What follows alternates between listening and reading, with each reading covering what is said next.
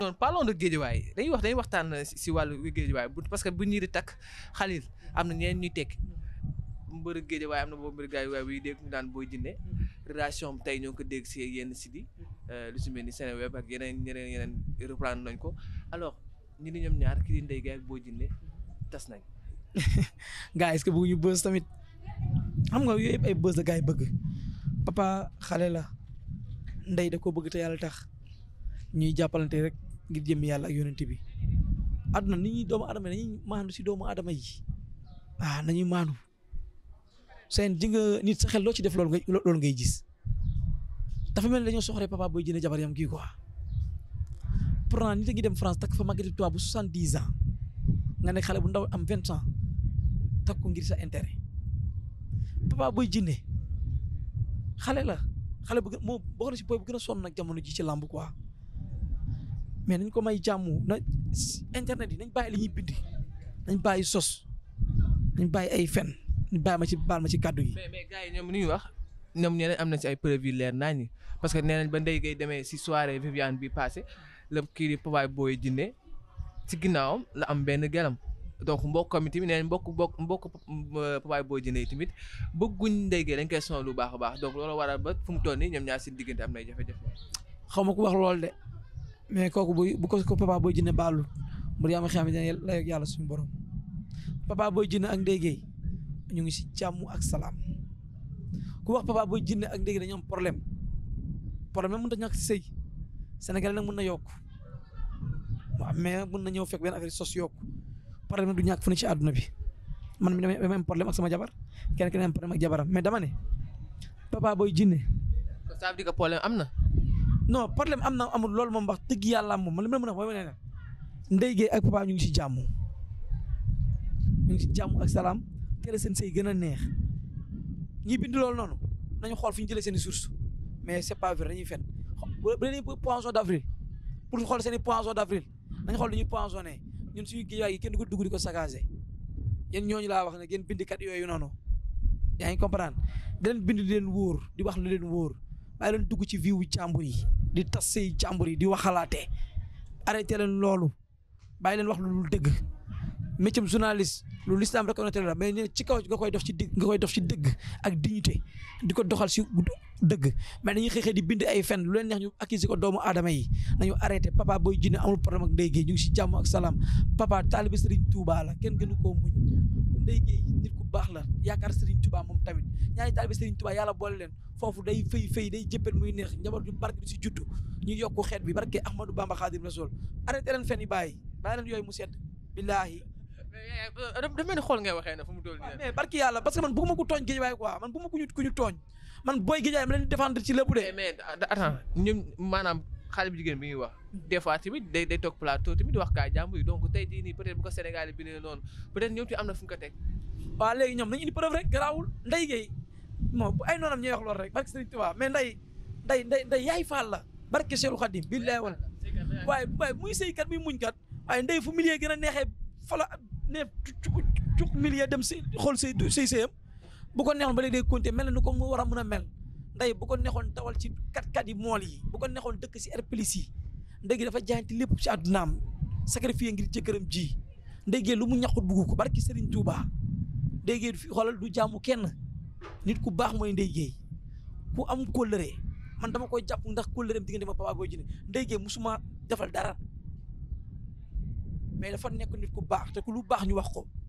barki Serigne Touba Gueye Ndior dundal yow barki nit ku baax nga barki Serigne Touba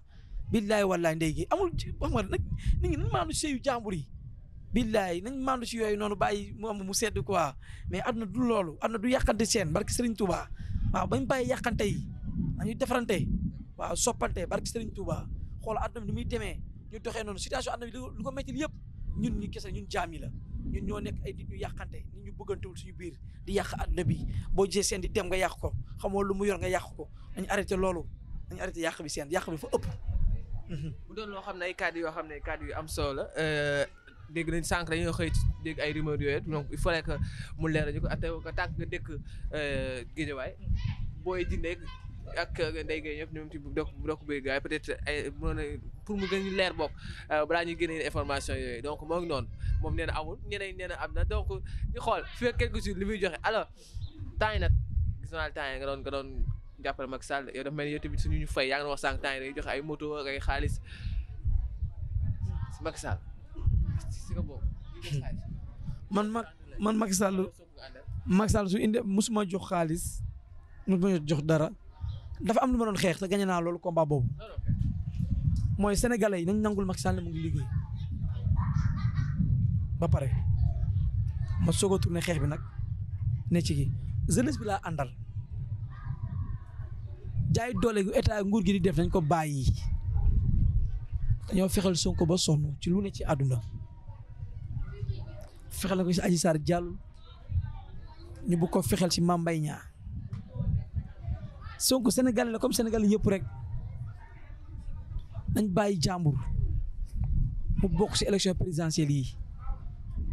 réew bi dafa am leneen luñ ci soxla yaa ngi comprendre Macky Sall bu ko Abdoulaye defoon nii du neex kon du dégg président kon bu mu ko def tey moom Sonko yaa ngi comprendre nañu bàyyi ñu utiliser doomu jàmbur yi jamono ji ñu toll town bi jëndaate bi dafa doy sëkk ci dëkk bi Sonko nañ ko bàyyi mu bokk élection ku mën sama morom duma. mais dama gis temps yi politiciens dañu jël benn phénomène bu bees maanaam ku nekk da ngay wut sa gang dem xool benn koñ wut sa gang wut fa ay maanaam peut-être ñu koy woo ay nervi ñi nga xam ne jàpp nañ peut-être ñoom ay bandi lañ dem jënd leen pour ñu xeex ak peut-être seen waa koñ wala jërëjëf yéen loolu gisee loolu. Amadou Sall li mu def man d'accord naa loolu man bu sama bàyyi doon politique damay ànd ak moom waaw keneen ak keneen doomu Sonko am na droit tamit politique jàppale bàyyam loolu man garaawlu ma ko quoi yaa ngi ko mën ku mu neex am nga droit far fu la neex